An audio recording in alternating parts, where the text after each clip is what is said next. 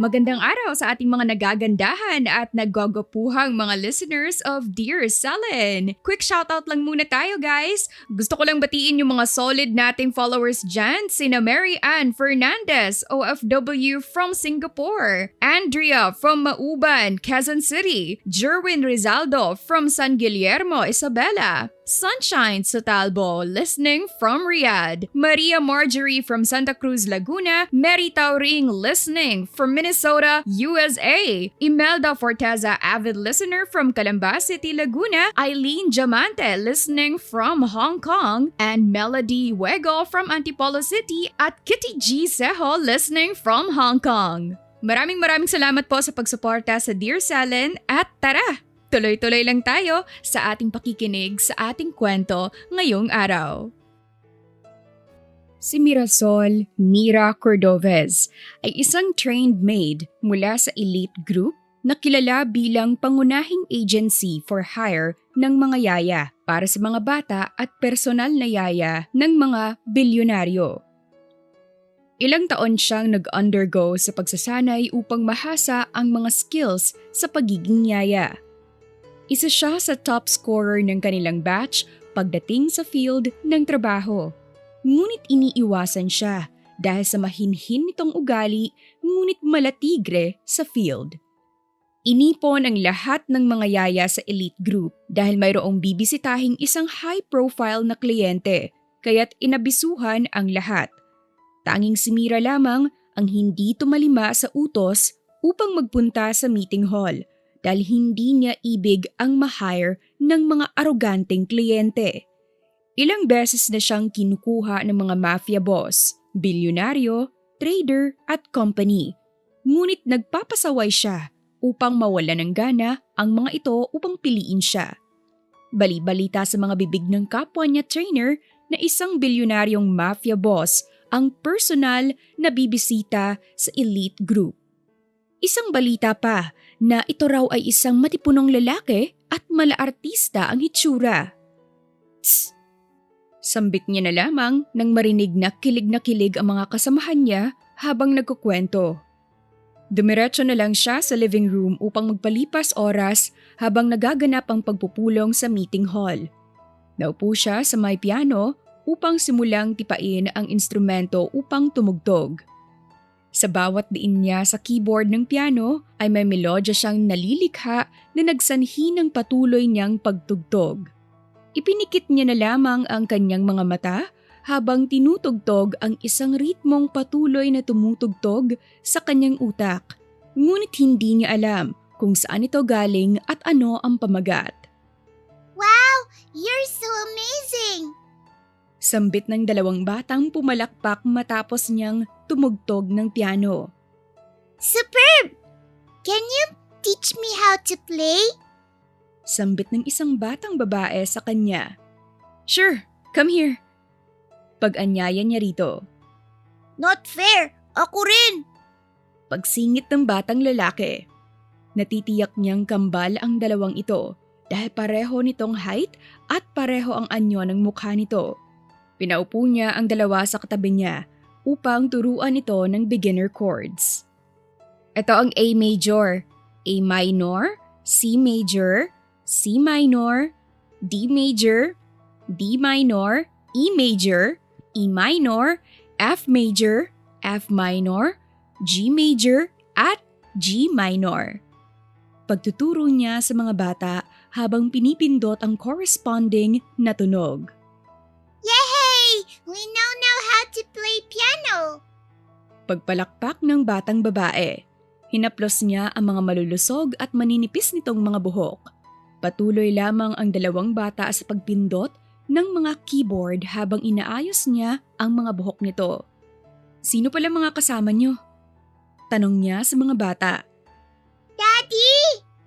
Sabay na sagot ng mga ito. Jackson Rem, why are you here? Di ba I said mag-behave sa chair? Bakit kayo nagpunta rito? Bungad ng isang lalaki nang pumasok ito sa silid at pinagalitan ang dalawang bata. We're just loitering around. Look what we found! Our mommy! Saan ng batang lalaki habang nakayakap kay Mira. Yes, Dad. Daddy, I already found our mommy.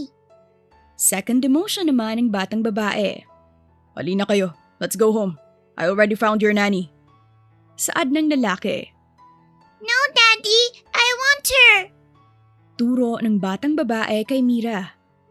Please, Daddy, we want her to take care of us. Pag-i-insist naman ng batang lalaki.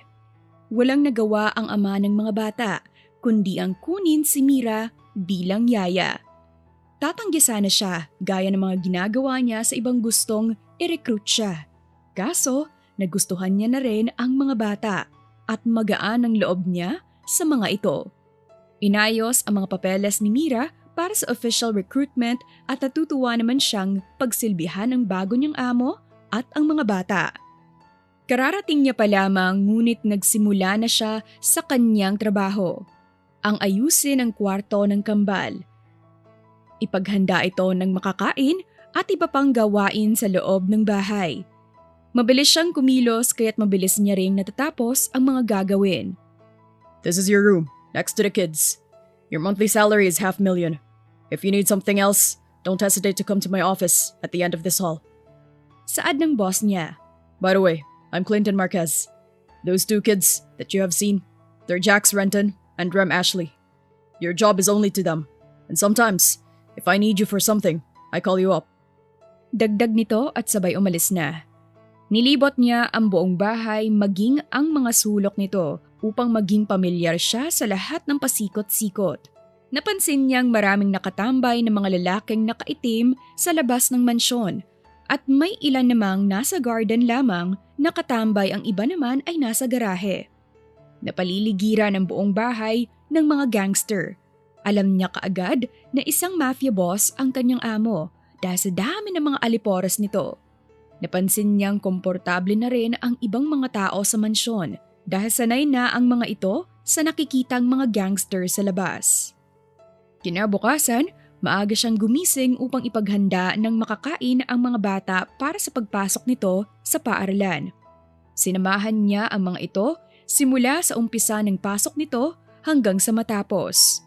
Hindi niya pwedeng iwan ang mga bata dahil bilin ng kanyang boss na si Clinton ay huwag malilingat ang atensyon sa mga bata dahil marami itong kaaway.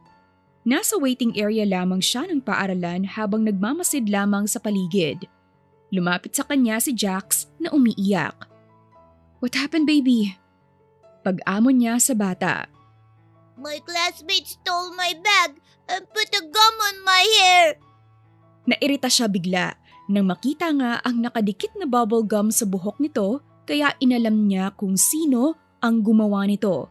Pero pinalampas niya dahil mga bata. Ilang beses na ulit ang pambubuli kay Jax sa araw-araw niyang pagbabantay rito. Kaya't nang mag-uwian niya ay bigla niyang sinundan ang bully sa CR at nilak nito ang pinto ng cubicle. You've got your revenge, baby. Nakangiti nitong tugon kay Jax. Niyakap lamang siya nito at nagpasalamat. Nang marinig niyang nakipagsabunutan si Rem sa may playground ay tumakbo siya upang awatin ang mga ito. Ngunit nagngingit-ngit ang kanyang bagang nang makitang 5 bata ang nagtutulungan laban sa nag-iisang si Rem. You don't have mommy, loser! Mataray na pambubuli ng isang bata. Anong wala siyang mommy? I'm here. Bakit niyo inaaway ang princess ko? Singit niya upang awatin ang mga bata. You're just a maid. Huwag kang makialam sa away ng mga bata. Sambit ng isang ina na nasa gilid lamang pala. So, ikaw pala ang may pakana ng pambubuli ng mga bata? Mataray niyang sagot sa magulang na intrimitida. Totoo naman, di ba? Wala siyang mommy at isa pa, basagulero ang tatay niya. Kalat na kalat sa buong town. Duh! Maarte nitong sabi sa mukha niya sabay flick ng daliri nito. Basagulero pala ah. Sinabunutan niya ang magulang na bida-bida at pilit na inginungod-ngod sa lupa upang magtanda ito. Fight! Fight! Fight! Fight! Sigaw ng mga batang nanonood. Nakangiti siyang pinahihirapan ang magulang na bida-bida at kinabayuan niya ito patalikod habang sinasabunutan. Pumulot din siya ng lupa upang ipakain dito. Maya-maya lang, narinig niya ang sunod-sunod na pagpito ng gwardya kasama ang principal at assistant principal ng paaralan. Tinaas niya lamang ang kanyang kamay bilang tanda na tapos na siya sa ginagawa. Pinapasok kaagad sila sa opisinang dalawa ng principal upang makausap dahil sa ipinakitang hindi kaaya-ayang akto sa mga bata. "You're supposed to be the parents and guardian. Kayo dapat ang mag-aawat sa mga bata. Pero kayo pang nagpasimula ng gulo." Stress na sambit ng principal. "Siya po ang nauna!" Turo ng magulang kay Mira. "Nope, siya po ang naunang mambuli sa mga bata. Nag-step in lang ako dahil nakikialam na siya." Paglaban niya sa bintang nito sa kanya. "Nope, ikaw talaga yon." "No, ikaw ang dahilan." Magsasabunatan pa sana sila sa harap ng principal nang sumigaw ito dahilan upang tumigil sila at maupo kaagad. "Ang tatanda niyo na! Ganyan pa ang ugali niyo? How are we going to settle this if ganyan kayo?" Sigaw ng principal sa mga mukha nila. Nawala ang atensyon ni Mira sa sinasabi ng principal nang mapansin niyang may sumuntok sa guard at bumitbit sa kanyang mga alaga palabas ng paaralan. Tumayo siya kaagad upang kumpirmahin ang nangyayari at hindi nga siya nagkakamali. Mayroong gustong kumidnap sa kanyang mga alaga dahil ito lamang ang bitbit ng isang malaking lalaki. "Hoy! Tarantado!" Sigaw niya sa malaking lalaki. Nagmadali itong sumakay ng itim na van kasama ang kanyang mga alaga at pinaharurot kaagad ang van palayo sa paaralan. Kaagad siyang pumara ng motor sa daan upang gamitin para habulin ang itim na van. "Pahiram muna! Isasauli ko rin! Ito ang address!" Naguluhan lamang ang lalaki sa sinabi ni Mira at nagkamot ng ulo. Sinagad niya ang pagpapaandar ng motor upang habulin ang itim na van. Hindi niya inalis ang paningin dito at pananagutan niya ang nangyari sa kanyang alaga dahil nagpabaya siya. Kahit nakarad ang stoplight ay umarangkada ang itim na van na kaagad niya namang sinundan. Ililigaw siya sana ng van dahil sa mga pasikot-sikot nitong dinaraanan. Ngunit nag-iba siya ng ruta upang harangin ang van. Mabuti na lamang at mayroong humarang na garbage truck sa likod ng itim na van nang bumulaga siya sa harapan nito. Tumigil lamang ang van at bumaba ang 4 na armadong mga lalaki na mayroong mga baril. Pinaulanan siya ng bala ng mga ito. Ginamit niya ang mga nakaparadang mga sasakyan sa gilid upang pansalag para makatago sa mga bala ng baril. Palipat-lipat din siya ng pwesto upang malansi ang mga lalaking armado. Nang mapansin niyang kakasapasa na ito dahil naubusan ng bala, ay umataka kaagad siya sa mga ito upang makipag hand-to-hand combat. Sinuntok siya ng unang lalaki, ngunit ginamit niya lamang ang kamay nito upang mapatumba ito, kasabay ng pag-clean sweep ng paa niya sa paa nito para ma-out of balance. Sumugod naman ang isang lalaki sa kanya, ngunit pinoke niya lamang ang eyeballs nito at sinampiga upang mapasalampak sa sahig. Tinutukan siya ng baril ng pang-4 na lalaki sa kanyang likuran, ngunit ni-reverse technique niya lamang ito dahilan upang malipat sa kanya ang baril. Natakot ang lalaki at takmang tatakbo sana, ngunit ginamit niya ang baril pambatok dito upang mapahiga ito. Pinuntahan niya muna ang mga bata upang siguraduhin ang kalagayan ng mga ito. Nang makita niyang may nakabusa lamang sa bibig ng mga ito, ay napanatag na siya. "Stay in the car, kids!" Sambit niya. Pinadapa niya ang lalaki at nilagay ang 2 kamay sa likod nito at dinaganan niya. Sinabunutan niya ang buhok nito upang paaminin sa ginawang pag-abduct. "Sinong nag-utos sa inyo?" Gigil na sambit niya upang i-interrogate ang lalaki. Wala itong sinagot dahil may kinagat lamang ito sa ngipin dahilan upang bumula ang bibig nito. "Lintik!" Napansin niyang ganon din ang ginawa ng iba. Self-poison ang naganap at mautak ang nag-utos sa mga ito. "Mukhang matinik ang katunggali ni Boss Clinton." Bulong niya sa kanyang isipan. Lumapit na siya sa mga bata upang asikasuhin ang mga ito para maiuwi na rin sa mansyon. "You're so cool, Yaya!" Masayang bungad ni Jax sa kanya. "Kung ano man ang nakita nyo, huwag niyong sasabihin kahit kanino Secret lang natin yun." Paliwanag niya sa dalawa at nag-pinky finger promise silang tatlo upang itago ang nakitang aksyon. Nag-aagaw na ang liwanag at dilim nang maiuwi niya ang kambal sa mansyon. Pinagtatakahan siya ng kanyang boss kung ano ang nangyari, ngunit ipinaliwanag na lamang niya ang part na nakipag-away siya sa magulang ng isang bata upang ipagtanggol si Rem. Natawa na lamang ang kanyang boss dahil sa narinig at napanatag naman ito dahil akala nito ay mayroon ng masamang nangyari sa tatlo. "Thank you for what you've done to my kids." Nakangiting sambit nito nang aalis na sana siya sa silid ng kanyang boss. Yumukod na lamang siya bilang tanda ng paggalang sa sinambit nito. Nagulat na lamang siya dahil pumasok ang kambal sa silid. You know what, Dad? Yaya is way cooler kanina. Proud na pagkukwento ni Jax nang nakita niyang aksyon. Natawa na lamang si Mira dahil sa kakulitan ni Jax. Masaya siyang hindi na ikwento nito ang nangyari kanina sa kanilang dalawa. Daddy, you're the apple of the eye of Yaya. Walang kakurap-kurap na banat ni Rem. Hoy! Nahihiya ngunit natatawang saway ni Mira kay Rem. Ang cute mo, Daddy, sabi ni Yaya. Pagsiship ni Jax sa dalawa. Sus Ginoo, stop it kids, magagalit ang daddy niyo. Pagsaway niya sa dalawa. Nagulat na lamang siya nang malakas na tumawa ang boss niya. Napangiti na lamang siya dahil akala niya ay magagalit ito dahil sa matapang nitong aura. Ang kukulit niyo kids. Ngayon lang kayo naging ganito ah. Natutuwang sambit ni Clinton. Nagpaalam na si Mira na patutulugin na ang mga bata. Nagpasalamat na lamang ang boss niya ng isang thank you na palipad sa hangin at kinindatan siya.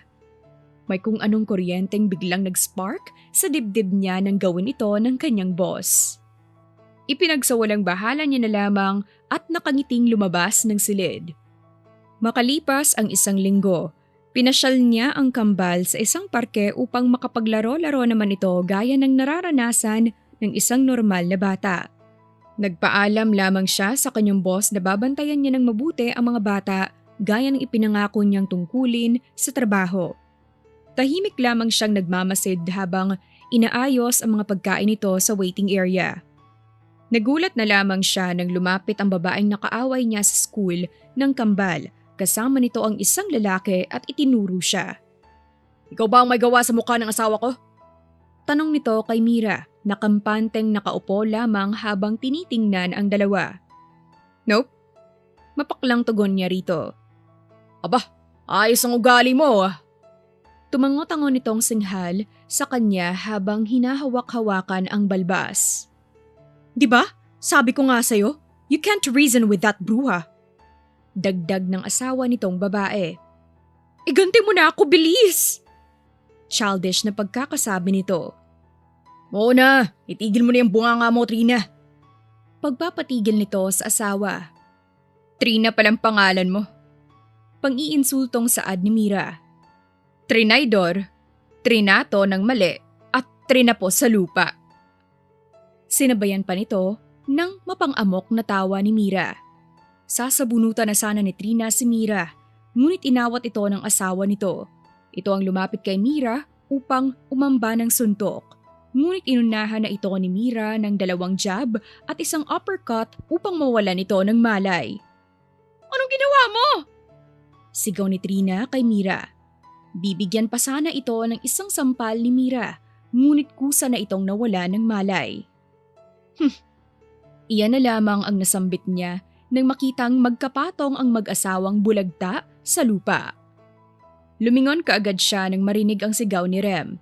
Nakita niyang papalapit ang mga lalaking nakaitim. Tiyak niyang kalabanggang na naman ito ng boss niya. "Come here, Rem and Jax!" Sigaw niya dahilan upang mapatakbo sa likod niya ang kambal. "Hide in the corner. Ako nang bahala sa kanila."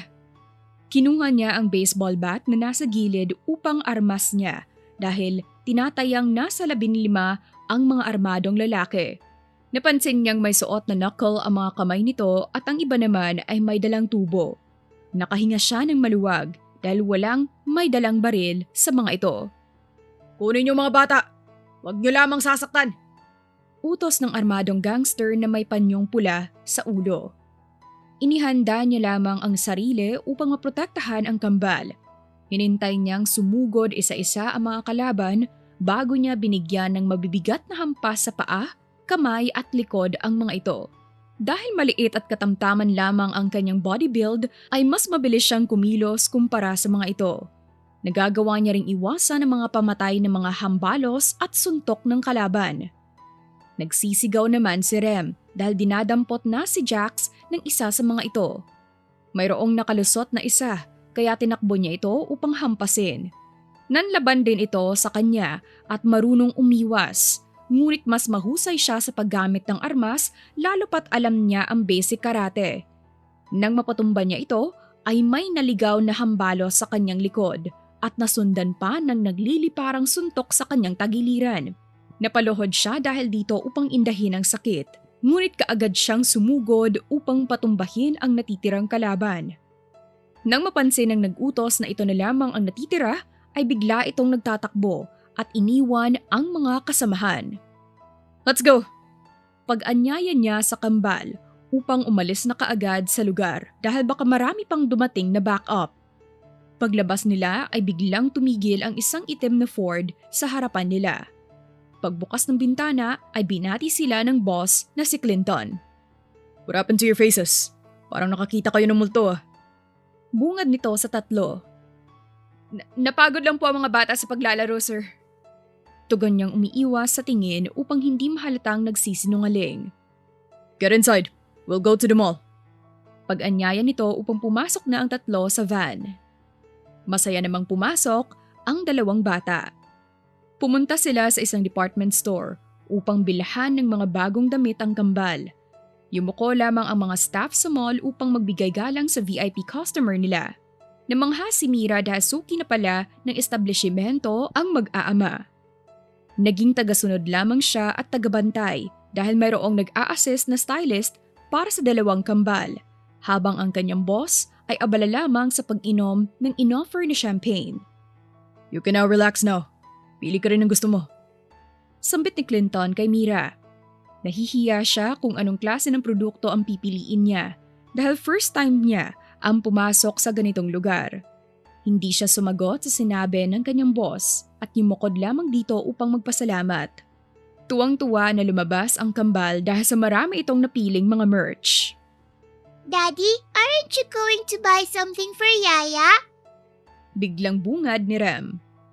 True, you said you'll give her a present. Dagdag pa ni Jax.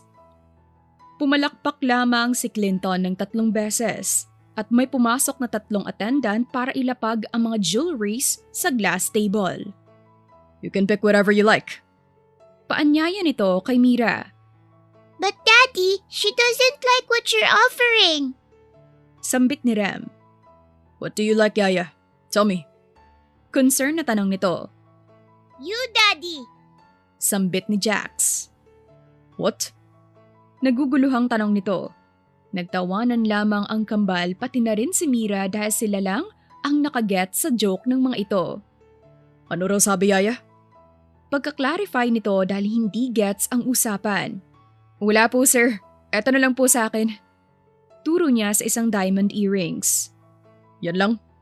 Saad ng boss niyang si Clinton. "Yes po, sir." Nahihiya niyang tugon. Binigyan pa siya ng mga damit, makeup kit at iba pang gamit. Kahit nahihiya dahil hindi siya sanay sa ganitong bagay, ay tinanggap niya na muna. Kumain muna sila saglit sa isang resto sa loob ng mall at pinalaro ang kambal sa playing area bago umuwi. Nang naglalakad sila papuntang parking lot dahil doon ipinarada ng driver ang sasakyan, mayroong mga gang na naman ang humarang sa kanila. "Mukhang wala yata mga bataan mo ngayon, Tonton!" Pagbati ng isang lalaking parehas ang katangkaran at gayak kay Clinton. "Yaya, be ready. Ang kambal." Mahinang sambit ni Clinton. Kinurap lamang ni Mira ang kanyang mata, tanda ng nauunawaan niya ang ibig sabihin ng kanyang boss. Hinawi niya ang 2 kambal papunta sa kanyang likod upang itago ito. "Bakit naman napadpad sa teritoryong ito ang isang Johnny Rivera? Or should I say, Johnny Bravo?" Pang-iinsultong tono ng boss niya sa leader ng gang. "Balita ko, ilang beses na naabdak ang kambal mo. Good to know that they are in one piece." Pang-iinsulto nito sa kanyang boss. Kinuwelyuhan kaagad ito ng kanyang boss, ngunit hindi natinag ang tingin nitong diretso, mata sa mata. Anong pinagsasabi mo? Naguguluhang tanong ni Clinton. Biglang napalagok naman ng maraming laway si Mira dahil sa narinig sa pagbubunyag nito ng kanilang sikreto. Tuminging saglit ang kanyang boss sa direksyon nila upang kumpirmahin sa kanya kung may alam siya, ngunit sinuklian niya lamang ng tinging inosente ito. What happened to the mafia boss of the city? Mukhang walang kaalam-alam sa nangyayari sa pamilya niya. Pang-aamok nito habang tumatawang nakaiinsulto. What do you mean? Tell me! Galit na sigaw ni Clinton sa kunwelyuhang si Johnny. Nagsilapitan ang mga kasamahan nito, ngunit agad ding umurong ng senyasan ito ni Johnny. Ton. Clueless as ever. Take care! Pangiinsulto nito at inalis ang kamay ni Clinton na nakakwelyo sa damit niya. Nagulat si Mira nang biglang lumanding ang kamao ng kanyang boss sa mukha ni Johnny. Agad na alarma ang mga kasamahan nito na magtatakbuhan sana upang sumuporta at atakihin si Clinton. Yep, the guy is mine. Pagbabanta sa mga kasama nito na agad din namang sinunod. Nagbunong braso ang kanyang boss at si Johnny sa may parking lot. Palitan ng suntok ang dalawa, ngunit mas dehado ang kalaban ng kanyang boss dahil mas mahusay sa paggamit ng kamao ang kanyang boss batay sa assessment niya sa mga galaw nito. Mapapasigaw sana si Mira dahil naglabas na ng finger blade si Johnny dahil putok na ang labi nito dahil sa natamong suntok mula sa kanyang boss. Nagpatuloy ang bakbakan ng dalawa. Makikitang disadvantage ang kanyang boss dahil naguguhitan ito at nasusugatan mula sa gamit na blade ng kalaban. Nang makatsyempo ang kanyang boss ng pagkakataon, ay pinilipit nito ang kamay na may blade at sinimulang i-headlock. Makikitang nahihirapan na huminga ito dahil sa higpit ng kapit ng kanyang boss. Boss, sa likod mo! Sigaw niya dahil mayroong umataking isa, ngunit huli na bago makailag ang kanyang boss dahil tumama na sa likod nito ang malakas na hampas dahilan upang makaalpas sa grasp nito si Johnny. Sumenyas ang kalaban ng kanyang boss ng isang wave na ibig sabihin ay umatake. Natakot bigla si Mira dahil hindi niya alam ang gagawin sa puntong ito, kung ipakikita niya ba ang kanyang abilidad sa boss o hahayaan muna na madehado sila bago lumaban. Nasa kalagitnaan pa siya ng pag-iisip nang lumapit ang boss niya sa kanila. Itakas mo na mga bata. Tumakbo na kayo. Alalang sambit nito sa kanya. Paano ka, sir? Okay lang ako. Layo mo na mga bata sa gulo. Saad nito habang naaawa sa mukha ng mga batang natatakot. Pasagod na ang kalaban sa kinalalagyan nila at nakaharang na rin ang katawan ng kanyang boss upang pananggalang sa kanila nang biglang nagsipasukan ang iba pang mga lalaking armado. Maririnig ang sigaw nilang umalingaw-ngaw sa buong parking lot. Boss, pasensya na huli kami. Bungad ng isang lalaki. You're just right on time. Seryosong sabi nito. Kami nang bahala rito, boss. Paninigurado ng lalaki kay Clinton. Kaagad na umalis silang tatlo sa eksena at sumakay ng kotseng dala ng mga tauhan ng kanyang boss. Kagyat na yumakap ang kambal sa kanilang ama dahil sa naganap. Ngunit mukhang nasanay na ang dalawa sa paulit-ulit na eksena. Okay ka lang, boss? Napansin niyang hindi ito umimik kahit niyayakap at hinahawakan ng kambal kaya't lumapit siya rito. Diyos me, ang taas ng lagdat mo, sir! Nagulat siya dahil nakapapaso ang noo nito nang hipuin niya. Pagkarating sa mansyon ay inasikaso niya muna ang kambal bago magtungo sa silid ng kanyang boss. Nilutuan niya muna ito ng soup upang malamanan ang tiyan bago niya painumin ng gamot. Nakita niya kung paano ito nanginginig dahil sa nararamdamang lamig. Sir, dalhin na po kita sa ospital. Suggest niya sa kanyang amo. No. Mariing pagtutol nito. Naalala niyang marami nga pala itong kaaway kaya't hindi ligtas na dalhin ang kanyang amo sa ospital. Kumuha na lang siya ng bimpo at tubig sa palanggana upang ipang-alternate na pamunas at panlagay sa noo ng kanyang boss gaya ng ginagawa sa tradisyonal na pagpapagaling ng lagnat. Aalis na sana siya, ngunit hinigit nito ang kanyang kamay at pilit pinatabi sa higaan nito. Sir? Naguguluhang pagtawag niya. Dito ka na muna, please. Sambit nito habang nakapikit. Naguguluhan man, ngunit hindi siya umalis sa tabi ng kanyang boss. Ramdam na ramdam niya ang singaw ng init na nilalabas ng katawan nito. Dumantay pa ito sa kanya at niyakap siya ng mahigpit. Sir, hindi na po ako makahinga. Aalis na po ako. Saad niya. Please stay for at least a minute. Tugon nito sa kanya. Pamulat-mulat lang siya ng mata habang nakahiga sa tabi ng kanyang boss. Tangkang aalis na sana siya. Ngunit mabigat ang pagkakadantay nito ng mga paa at kamay. Pinalipas niya na lang muna na mapasailalim ito sa himbing ng tulog. Yaya, let's go na! We're going to be late! Narinig niya kaagad ang boses ni Rem habang si Jax naman ay tawang-tawa sa gilid. Hala! Nagulat na lamang siya dahil sa ibang kama siya nakatulog. Sus, Ginoo! Nahihiya siya dahil napasarap ang tulog niya at nakalimutan niyang lumipat ng higaan. Habang nagulantang sa pangyayari ay naririnig niya ang hagikgik ng kambal. Tuwang-tuwa ang mga ito habang nakatingin sa kanya. Nagsitakbo na palabas ang kambal nang tumayo na siya sa higaan at pagdaan niya sa salamin ay nakita niyang maraming drawing ang kanyang mukha. Rem and Jax, humanda kayo sa akin! Pagsigaw niya nang makita ang mukha niyang puno ng mga markings. Nagkilamos na lamang siya kaagad kahit iniisip kung ano ang mukhang ihaharap sa kanyang boss. Gising ka na. Upo ka na rito for breakfast. Nakangiting paanyaya sa kanya ng boss niyang si Clinton. Tahimik siyang naupo sa hapag at hindi kumakawala ang kanyang tinig kung ano ang dapat mamutawi sa bibig niya. Mataman niya lamang pinagmamasdan ng kanyang boss kung may sasabihin ito, ngunit abala naman ito sa pagbabasa ng magazine. Nang pumihit siya para lingunin ang kambal, ay abala ang dalawa sa paglalaro ng gadgets habang kumakain. Nagmadali na lamang siya upang ubusin ang pagkain upang maihatid na ang dalawa sa eskwela. Kids, let's go! Malilate na kayo sa school. Pag-anyaya niya sa mga bata. Yaya, it's Sunday! Kaagad na buwelta ni Jax. Tiningnan niya ang kalendaryo. Nagkamali na naman siya ng araw. Akala niya ay Biyernes dahil maaga siyang ginising ng mga alaga niya. Napakamot na lamang siya ng batok dahil sa kamalian. Nang tumingin siya sa kanyang boss ay nakangiti itong nakakaloko sa kanya. Alam niyang pinagtatawanan siya nito dahil nalulutang ang kanyang utak kaiisip sa nangyari. Tara, Yaya. May pupuntahan tayo. Saad dito na ikinagulat niya dahil kaagad itong tumayo upang kunin ang susi ng kotse. Paano ang kambal, sir? Sinong mag-aalaga sa kanila? Papunta na ang papa para kunin ng mga bata. Tugon ng boss niya. Baka pumapano ang mga bata.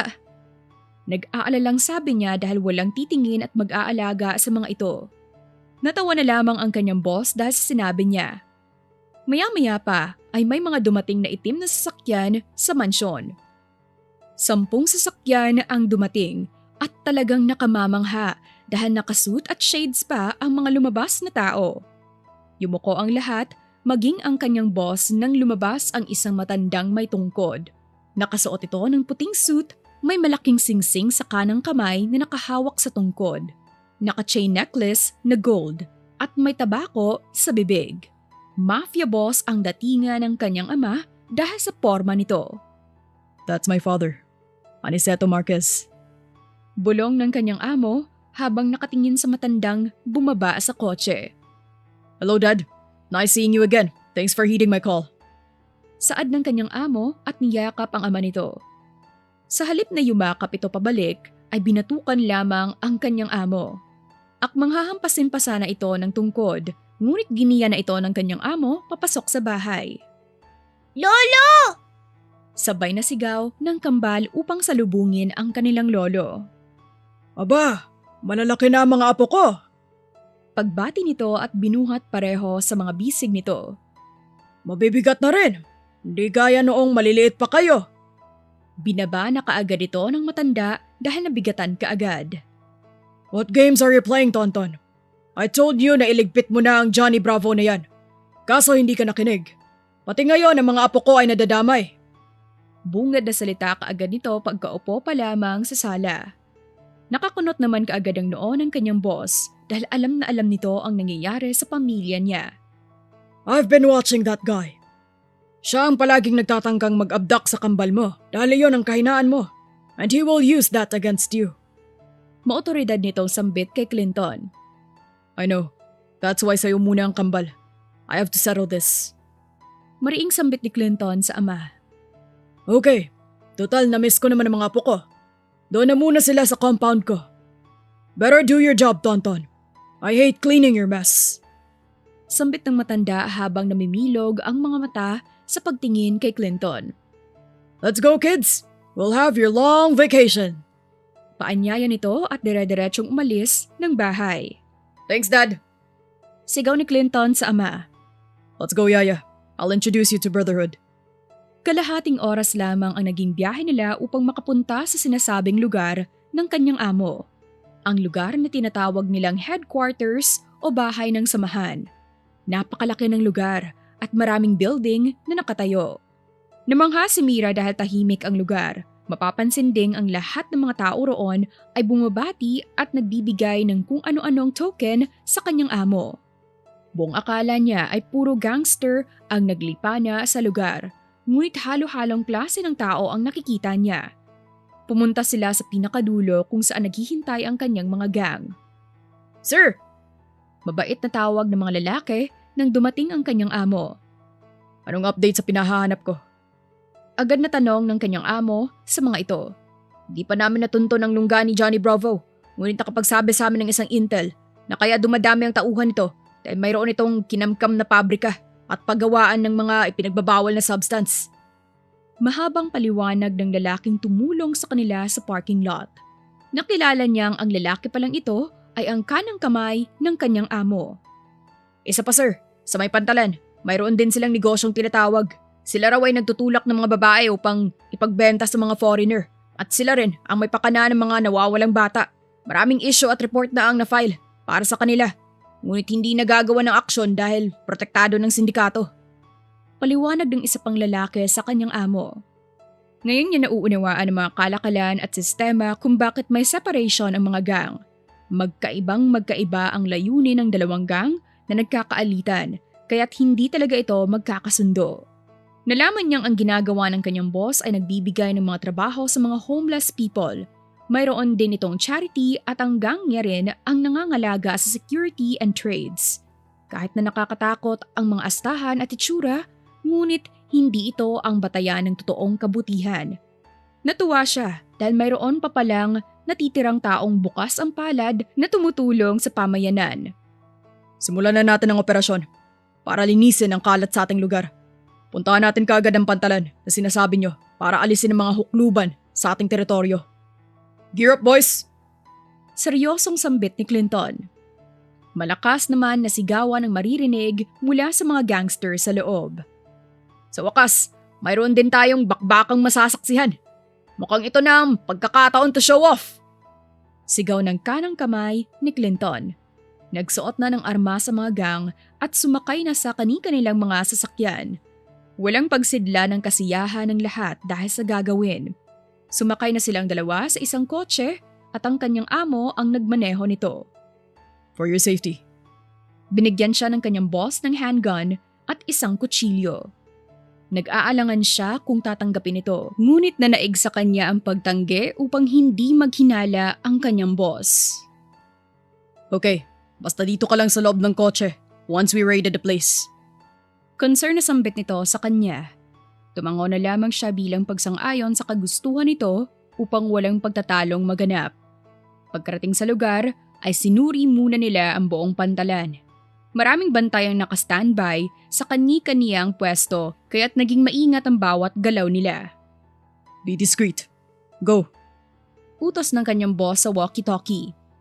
Nakita niyang nagsibabaan na ang mga tauhan ng kanyang boss at isa-isang nagsimulang gumalaw para sa pag-infiltrate ng lugar.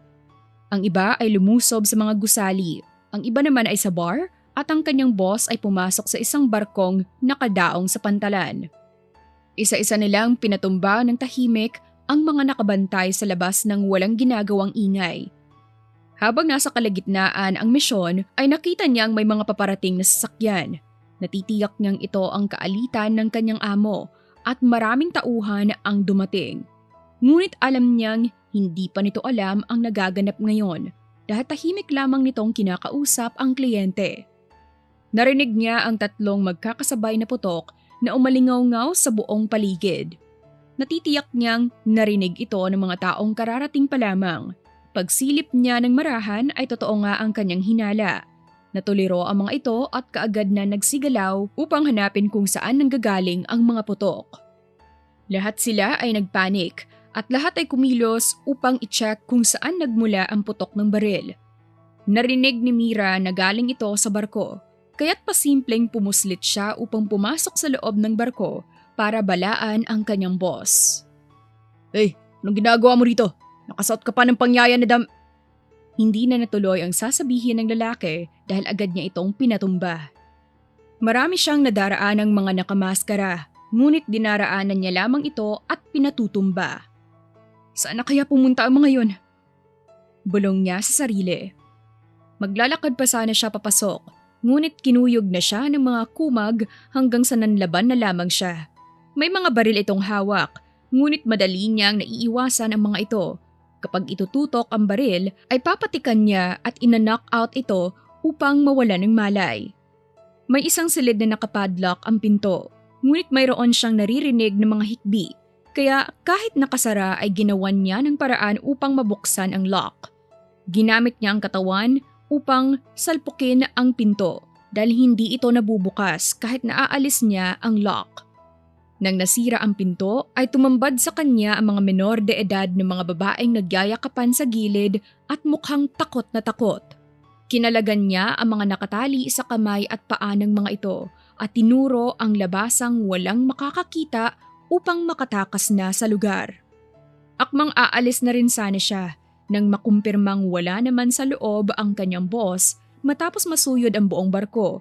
Ngunit biglang hinila ang buhok niya ng dalawang lalaking akala mo ay bouncer dahil sa laki. Sinubukan niyang suntukin ang dalawa sa tiyan, leeg at hita, ngunit hindi sila nasasaktan. Walang talab ang kanyang ginawang pag-atake sa dalawa. Aba, parang pader naman sa tigas sa mga mokong to ah. Kinarate niya ang dalawa, ngunit tinulak lamang siya dahilan para matapon siya sa pader. Tiningnan niya ng masama ang dalawa. Akmang aatake na sana siya nang biglang may sumabog sa dulo dahilan upang gumalaw ang buong barko.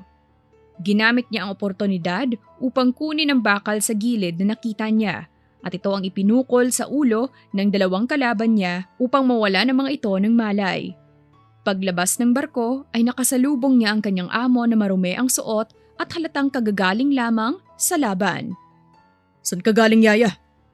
Nagtatakang tanong nito sa kanya. Hinahanap kita, sir. Napakamot ulo niyang pagdadahilan. Bakit nanggaling ka sa loob? Alam mo namang delikado riyan. Pag-aalala nito sa kanya. Marami silang mga kalabang nahuli. Ang iba sa mga ito ay nilagyan na ng posas at isinakay na sa mga sasakyan upang hulihin. Habang abala sila sa paglinis ng lugar, ay pinaulanan sila ng bala ng mga kalaban, kaya't napilitan silang magtago. Take cover! Sigaw ng boss niya sa lahat. Alam kong ikaw yan, Tonton! Pakialamanan na pala ng teritoryo ngayon. Mukhang hindi na bahagang buntot ng tagpagmana. Ang lakas naman ng apog mong pumunta rito. Walang saysay ang pagtatago mo. Magpakita ka na! Saad nito at nagpaulan na ng mga ligaw na bala. Sukdulan ang mga ginagawa mong kasamaan, Johnny Bravo. Dapat nang putulin ang sungay mo. Dapat pati mga inosente ay dinaramay mo. Sigaw ng kanyang boss. Huwag kang magmalinis, Tonton. Isa ka ring marumi magpalakad ng negosyo. Huwag mo akong pangaralan. Kaya kung tutuusin, ikaw ang mas maitim ang budhi sa atin. Sa'yo lang ako natuto. Pahayag ng kalabang si Johnny. Sumuko ka na. Marami ka ng atraso sa mga tao. Dagdag pa ng kanyang boss. Inutusan ng kanyang boss na si Clinton na kapag nagbigay siya ng senyas ay sabay-sabay nilang paulanan ng bala ang mga kasamahan ni na Johnny Bravo. Ang mahalagang rules nila sa samahan ay gagamit lamang ng baril kapag gumamit na ang kalaban. Kaya't nakita ni Mira kung paano hinugot at kinasa ng mga ito ang mga baril. Wala ka nang kawala, Johnny Bravo. Wala nang negosyo mo at sinira na rin namin ang iba pang pinagkukunan mo ng illegal na pera. Wala nang point kung manlalaban ka pa. Saad ng kanyang boss. Kung kaya nyo akong patumbahin, mga kasama, paulanan ng bala sila. Naputol ang sasabihin ni Johnny Bravo dahil napansin niyang ang lampas kalahating kasama niya ay napatumba na ng gang ni Clinton. Nagpaulan muli ito ng bala, ngunit nagmadali itong tumakbo upang lisanin ang lugar na pinoprotektahan niya. May araw ka rin sa akin, Tonton. Pagsisisiyan mo ang araw na to. Huling sambit ni Johnny Bravo bago nilisan ang pantalan. Napuno ng tawanan ng buong lugar dahil natawa ang buong gang ng kanyang boss sa ginawa ng kalaban. Inasikaso ng buong gang ang mga batang na-abduct at ang mga babaeng ginagamit sa bentahan. Sinakay na rin sa truck ang mga kalabang nadakip sa engkwentro at ang ibang tumulong na tauhan ng sindikato. Pinasabog na rin ang compound na paggawaan ng ipinagbabawal ng mga substance ng kalaban kaya nakahinga ng maluwag ang kanyang boss. Habang nag-uusap sila ng kanyang boss na si Clinton, ay mayroong mga grupo ng babae ang lumapit kay Mira. Ate, salamat! Niyakap siya ng mga ito. Ate, para saan? Nagtatakang tanong ng kanyang boss. Kasi tinuro ko lang yung daan palabas ng barko kanina. Agaran niyang palusot sa kanyang boss at biglang tiningnan ng mga babaeng lumapit ng isang tingin na sekreto lang. Okay, kaya naman pala. Kaagad na nakumbinse ang kanyang boss dahil sa kanyang palusot. Matapos nilang malinis ang buong lugar ay sabay-sabay silang umalis at bumalik sa base. Nagkaroon ng simpleng selebrasyon at inuman kaya't nagsaya ang lahat dahil sa panibagong accomplishment na natamo. Palaging binibigyan si Mira ng inumin ng mga kasamahan ng kanyang boss. Ngunit tumatanggi lamang siya dahil hindi niya ibig uminom kung nasa duty siya. Kailangan niyang bantayan ang kanyang boss dahil napapasobra na ito sa kaliwat kanan na paglagok sa mga inaalok na tagay ng mga kasama nito. Miss, tagay! Pag-alok ng kanang kamay ng kanyang boss. Umiling siya bilang pagtanggi sa alok nito, ngunit nakita niyang nakatingin sa kanyang boss. It's okay, just once. Sambit nito sa kanya. Nilagok niya ang tagay sa kanya na sobrang pait, kaya napangiwi siya. Nagtawanan naman ng mga nakakita sa kanya dahil sa hindi maipintang mukha pagkatapos niyang inumin ang tagay. Matapos ang sesyon ng katuwaan ay inaya niya na ang kanyang boss na umuwi na dahil lasing na ito at sisigok-sigok. Mahahalata sa mukha nito dahil namumula na sa daming ininom. Kaya pa naman itong maglakad, ngunit suray-suray na dahil sa iba't ibang brand ng alak ang ininom. Nagpahatid sila sa driver sa mansyon upang pagpahingahin na ang kanyang boss. Nahirapan siyang alalayan ito papasok ng mansyon dahil sa bigat ng katawan nito. Pawisan na siya habang pilit na kinakaya ang katawan ng isang malaking lalaki na akay-akay niya ngayon. Kaagad niyang inihiga sa kama ang kanyang boss. Inalis niya ang suot nitong sapatos at jacket upang maging komportable na ito sa pagtulog. Kaso, bigla siyang hinila nito dahilan upang mapaibabaw siya sa malaking katawan nito. Ay, kabayo ka! Ang tanging naibulalas ng kanyang bibig nang mabigla siya sa paghigit nito. Ramdam na ramdam niya ang mabigat na paghinga nito gayong magkapantay silang dalawa.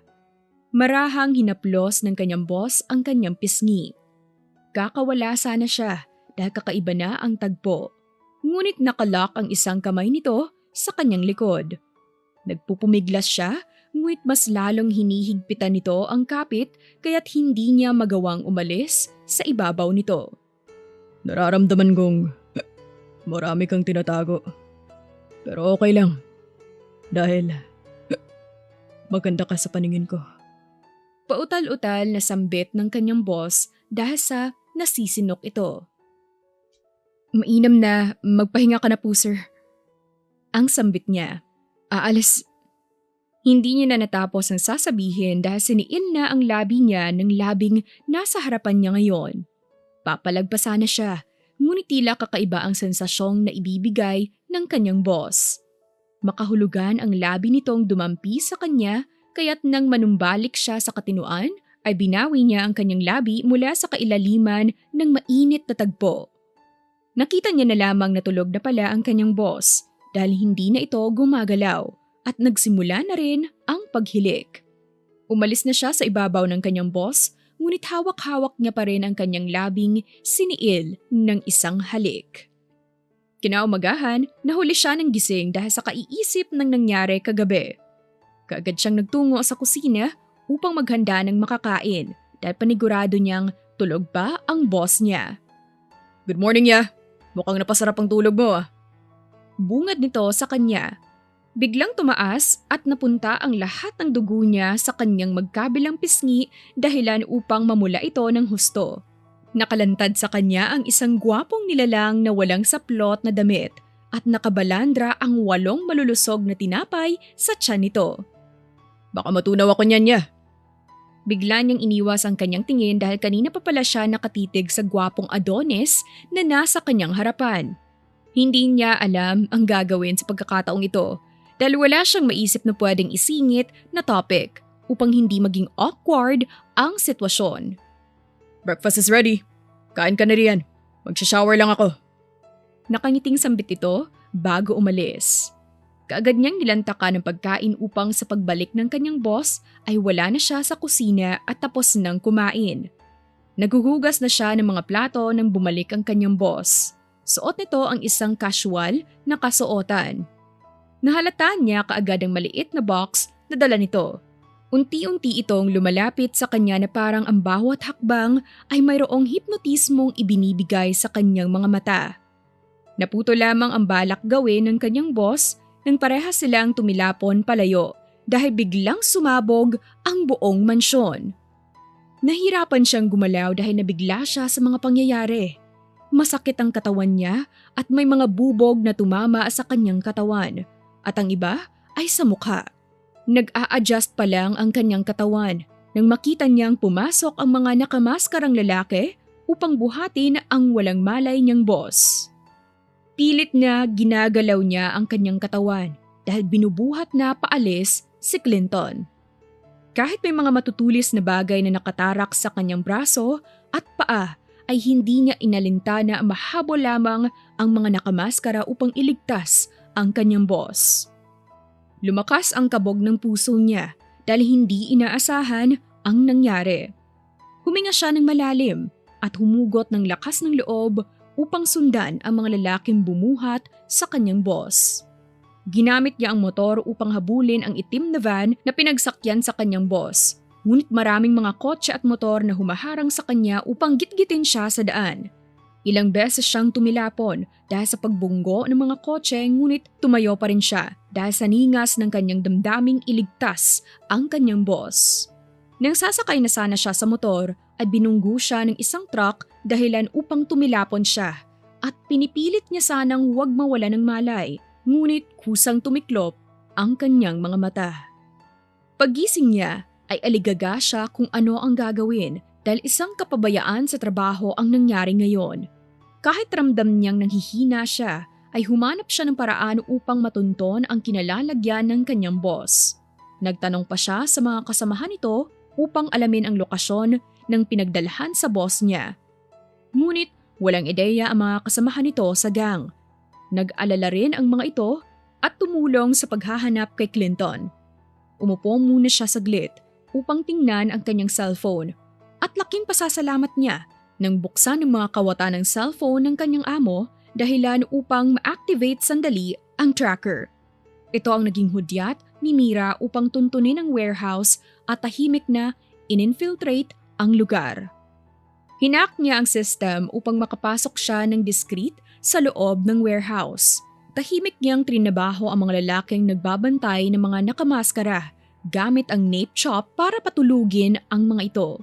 Nang makita niya ang kanyang boss na nakatali sa isang poste, ay kinalagan niya ito kahit na nagsasabi ang mga mata nito na delikado at tumakas na siya. Magkasama nilang hinarap at nilabanan ang mga kawatan. Back-to-back silang humarap sa maraming nakapaligid na kalaban at nagtulungan silang dalawa upang mapatumba ang mga ito. Mayroong lumapit na 3 lalaking mahusay sa karate dahil sa porma pa lamang ng mga ito. Umatake ang kanyang boss upang suntukin sana ang mga lalaking dumating. Ngunit tumilapon lamang ang kanyang boss dahil coordinated ang atake at sipa ng 3. Siya naman ang sumugod sa 3. Ngunit kahit natamaan niya ang isa o 2, ay napupuruhan pa rin siya ng mga ito dahil mabibilis ang mga kilos nito at sanay na mag-coordinate ang technique. Sinubukan nilang haraping 2 ang 3 nilang kalaban, ngunit mahusay talaga ang koordinasyon ng 3 kahit nagtulong pa sila ng kanyang boss. Gumamit sila ng tubo upang armas panlaban sa 3. Ngunit kay daling nawala sa kamay nilang 2 ang panghampas dahil hindi pa man sila nakatatama ay nabitawan na nila dahil sa husay ng mga ito sa pag-opensa. Kailangan nating magtulungan upang matalo sila, sir. Sumugod siya upang atakihin ang isa at nag-follow up naman ng isang malakas na suntok ang kanyang boss sa inatake niya. Sinipa siya ng isa ngunit nahawakan siya ng kanyang boss upang makailag. Hinagis siya ng kanyang boss upang sabay-sabay niyang masipa ang mga ito at nag-follow attack naman ang kanyang boss gamit ang paghampas ng tubong na hawakan nito. Na-knockout nilang 2 ang 3 kalaban ngunit hindi pa natatapos ang laban dahil marami pang paparating na mga armadong lalaking nakamaskara. Hangos na hangos man ay sinikap nilang 2 na lumaban pang muli.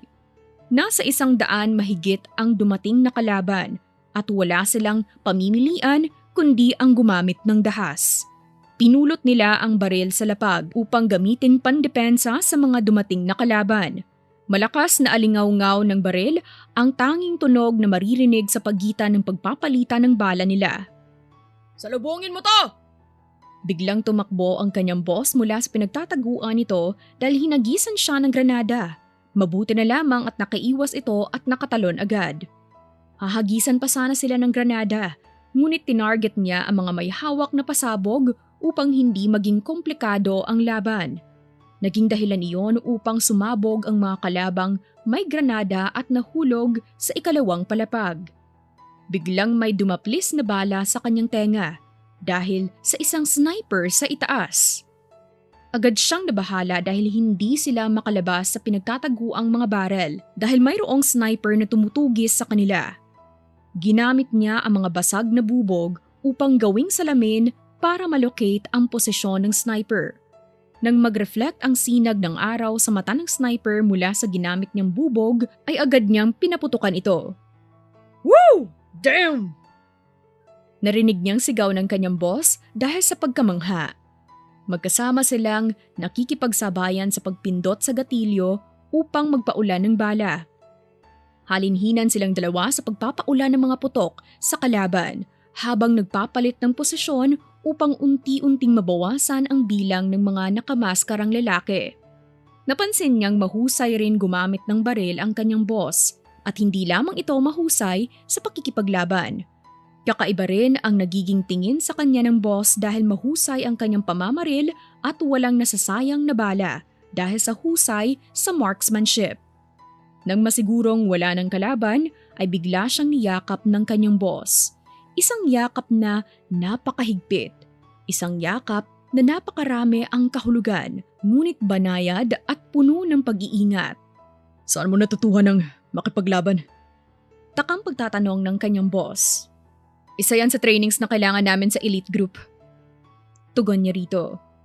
Mayroon na akong hinala before, pero hindi ko makonclude dahil nga wala sa bodybuild mo ang maging isang fighter. Paglilinaw ng kanyang boss. Habang yakap-yakap pa rin siya nito ay may nag-reflect na ilaw sa kanyang mata kaya sandali niyang kinala sa mga kamay niya sa pagkakayakap ngunit huli na dahil tinamaan ng bala ang kaliwang binti ng kanyang boss. Napasalampak ito sa sahig dahil sa kirot ng pagtama ng bala. Ito na ang huling araw mo, Tonton! Sambit ni Johnny Bravo na ngayon ay komportableng naglalakad papalapit sa kanila. Wala ka ng takas, Johnny Bravo. Nag-iisa ka na lang. Sigaw ng kanyang amo kahit namimilipit sa sakit. Pinaulanan muli sila ng bala ni Johnny Bravo, ngunit mabilis siyang gumulong sa posisyon ng kanyang amo at hinila ito para maikubli sa mga barel. Tanging pag-iwas muna sa mga bala ang kanyang magagawa, lalo pat na injured ang kanyang boss. Makakatakas sa kapakayan yan, Tonton? Ha? Nasa akin ang huling alas.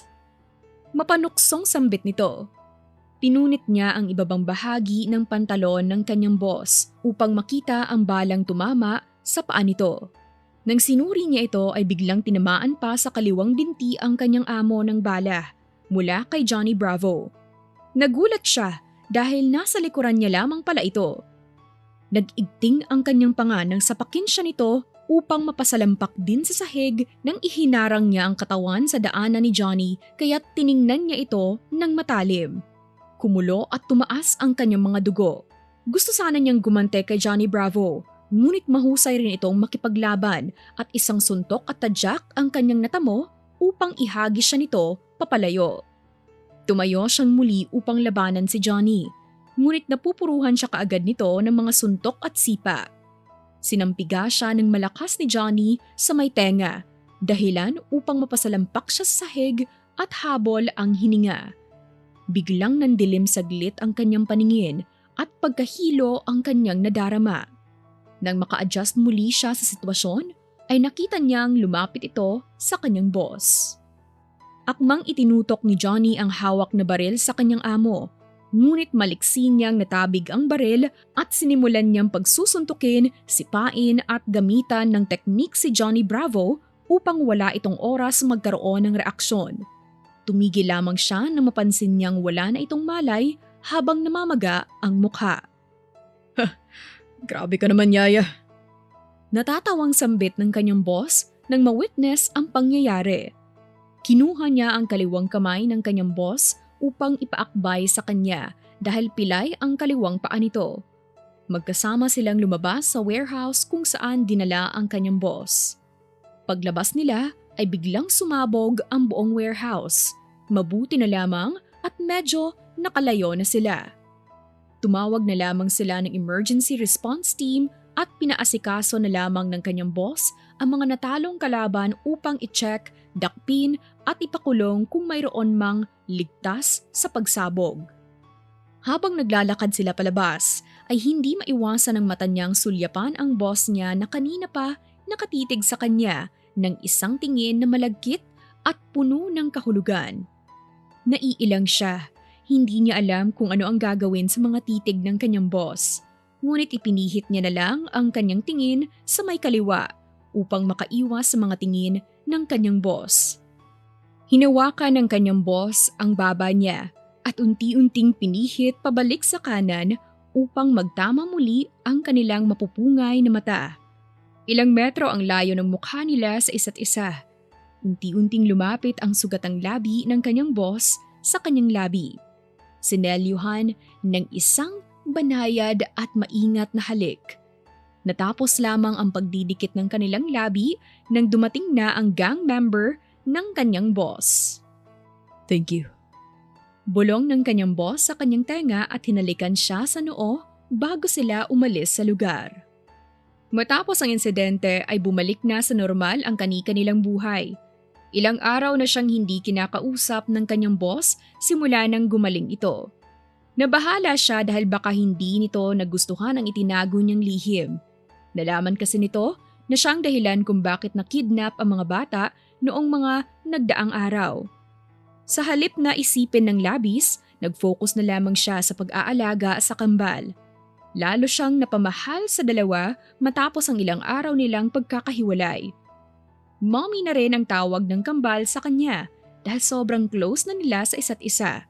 Kahit nalungkot ang mga bata nang mabunyag ang sekreto nilang tatlo dahil sa kanilang lolo. Isang araw ay pinatawag siya ng kanyang boss sa sala kasama ang kambal at ang ama nito. Sorry, naging abala lang ako. Pero kailangan kong sabihin sa'yo ang lahat. Garalgal ang tinig nito. Tumingin lang siya rito nang nagtataka. Hinihintay ang sasabihin nito. Nagpa-DNA test si Dad ng lihim dahil hindi ako sigurado kung ikaw talaga ang babaeng nakasama ko noon. Ibang-iba na kasi ang itsura mo, kaya hindi kita agad nakilala. Pero habang tumatagal, unti-unti kong naaalala na parang kilala nga kita. Tama pala ako dahil kinumpirma ni Dad nang dumating siya dito. Ikaw talaga ang ina ng kambal at ikaw ang naka one night stand ko noon. Mahabang paliwanag ng kanyang boss. Pero teka, paano ako nagkaanak na hindi ko alam? Noong nanganak ka, sinabi ni Dad na namatay ang mga bata dahil gusto silang kunin ng kalabang gang. Para maprotektahan sila, itinago niya ang totoo. Kahit masakit sa akin na alisan ka ng karapatan bilang ina, huli na nang malaman ko ang ginawa niya. Sana maunawaan mo. Malaki ang kasalanan namin. Handa kaming lumuhod para patawarin mo kami. Seryoso at malungkot ang kanyang boss. Bakit niyo nagawa ito sa akin? Kaya pala pakiramdam ko, may kulang sa pagkatao ko. Para akong lobo na walang laman. Walang direksyon. Bakit matagal niyong itinago ito? Umiiyak niyang sabi. Mommy! Yakap sa kanya ng kambal. Humihingi ako ng tawad, Iha. Napakabigat ng kasalanan ko dahil nasira ang buhay mo at inalis ko ang karapatan mo bilang ina. Gusto ko lang protektahan ang pamilya ko, lalo na ang kambal at ikaw. Sana maintindihan mo ang ginawa ko bilang isang magulang. Lumuhod pa ang ama ni Clinton sa harapan niya. Mommy, don't be mad to Lolo and Daddy. Please? Sabi ni Rem. Mommy, pretty please. Don't cry. Sabi ni Jax habang pinupunasan ang luha niya. Bakit wala akong maalala tungkol sa panganganak ko? Pagtataka niya. Pumunta ako ng elite group habang abala kayo ni Clinton sa mga ginagawa niyo. Nalaman kong napunta ka sa kanila dahil sa pakana ng kaalitan kong gang. Ang direktor ang personal na naglagay sa iyo sa grupo upang hasain ka bilang isang agent at gagamitin ka sana sa amin para pabagsakin kami. Ngunit nang namatay ang direktor ng elite group, ay naibaon na rin sa limot ang planong ito, kasama ng mga kaalitan kong naibaon na rin sa hukay. Gumamit sila ng pinagbabawal na substance upang isuppress ang alaala mo noong nanganak ka dahil malala ang naging devastation at impact sa iyo noon.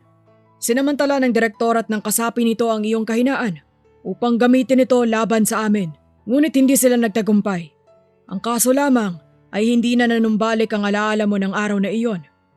Ikaw ang unang agent made na nilikha nila, ngunit takot silang gamitin ka dahil isa kang bomba na kahit anong oras ay pwedeng sumabog at mahirap makontrol. Ngunit laking pasasalamat ko nang napunta ka sa amin dahil hindi ka inilayo ng tadhana sa mga anak mo. Paliwanag ng ama ni Clinton. Bigyan niyo muna ako ng oras mag-isa.